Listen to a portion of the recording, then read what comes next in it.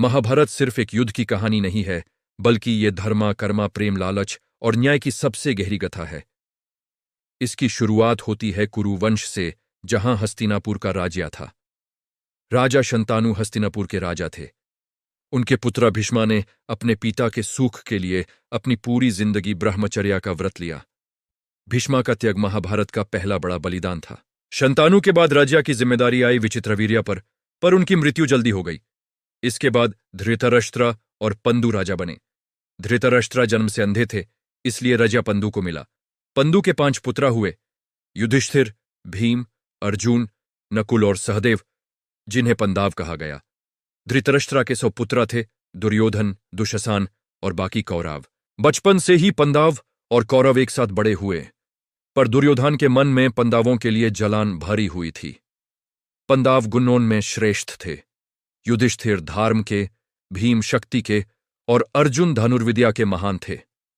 गुरु द्रोणाचार्य से शिक्षा लेते वक्त भी दुर्योधन का गुस्सा बढ़ता गया। दुर्योधन ने पंदवों को मारने के लिए लक्षगृह जैसी चाल चली, पर पंदाव बच गए।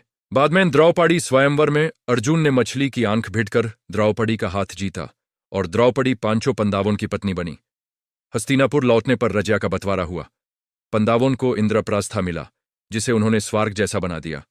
इससे दुर्योधन और भी ज्यादा जल उठा। उसने द्युतक्रीड़ा, जुआ का प्लान बनाया। शाकुनी के कपात से युधिष्ठिर सब कुछ हार गए, रज्या, धान, भाई और यहां तक कि द्रौपदी को भी। सभा में द्रौपदी का अपमान हुआ। दुशासन ने उसका चिरहरण करने की कोशिश की, पर श्री कृष्णा ने उसकी लाज बचाई। ये पाप युद्ध का बीज बन गया। पंदावों को 13 साल का वनवास और अज्ञातवास मिला। वनवास के बाद भी दुर्योधन ने पंदावों को उनका हक देने से मना कर दिया, यहां तक कि सुई की नोक जितनी जमीन भी नहीं दी। तब कृष्णा शंति दूत बनकर गए, पर असफल रहे। अंत में कुरुक्षेत्र का युद्ध शुरू हुआ। एक तरफ पंदव, दूसरी तरफ कौरव। अर्जुन युद्ध देखकर विषाद में आ गए। तब कृष्णा ने भगवद गीता का उपदेश दिया, कर्मा करो, फल की चिंता मत करो। 18 दिन के युद्ध के बाद कौरवों का विनाश हुआ। भीष्मा, द्रोणाचार्य, कर्ण जैसे महान योद्धा वीरगति को प्राप्त हुए।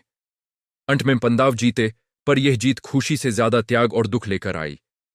युधिष्ठिर राजा बने, पर महाभारत यह सिखाता है कि अधर्म से जीत भी हार होती है और धर्म पर चलना ही जीवन का सच्चा मार्ग है।